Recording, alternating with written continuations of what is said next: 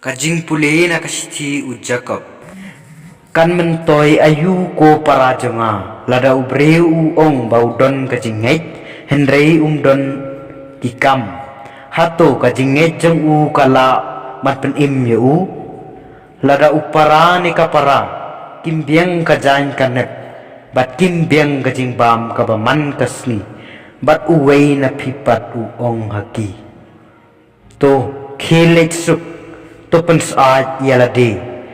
bam habanda kedang henrei klem da ai haki yaki ki badon kam nakabenta kamet kan mentoy ayu kumta kajing naik daladehi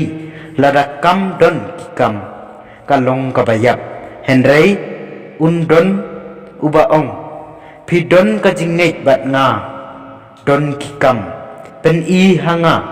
ya kajing naik jumpi kabasabar nakikam jumpi bat nga bat dakikam jonga ngan pen i hapi ya kajing naik jonga pi naik bau blei ulong uwei pi le bha wat kik soitro ki naik pen ban kikyo pi kwa ban pen shisha pi ubreu babe baka jinget klem kikam kalong kabalengki hato yau Abraham mukfa jengi om shem lapen ksan dakikam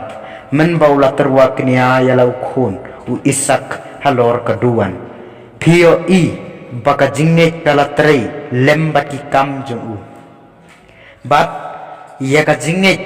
la penjanai dakikam bat la pendep ya ka jentho ka baong u Abraham ulanget yau blei bat ya ka talaniu haulo ha u kum ka hok bat la khot ye u ulok jongu blei pio i bayau breu la penksan dakikam bat om tang daka jinget hi namar kumbaka met klem ka mensim kalong kabayap te kajinget klem kikam kalong kabayap kaktiin jong utray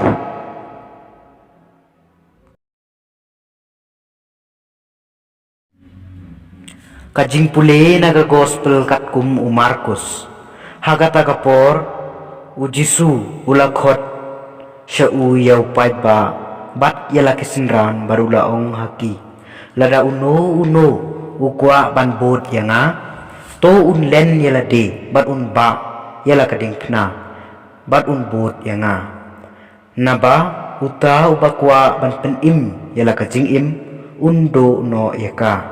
henry uta ubado no yala kajing im nakabenta jonga bat nakabenta ka gospel un pen im yaka kamentoy ayu yaw breu ban yo yaka perthei baro ka wei bat bantu yala kajing im da breu un yapeng nakabenta la kajing im naba jaru bale rain yanga bat yaka ktin jonga hagani ka pateng baklim bat pop yakum utau khonu breu un le rain enda wan hakaburom jong kupa jong lembat di angel bakhoi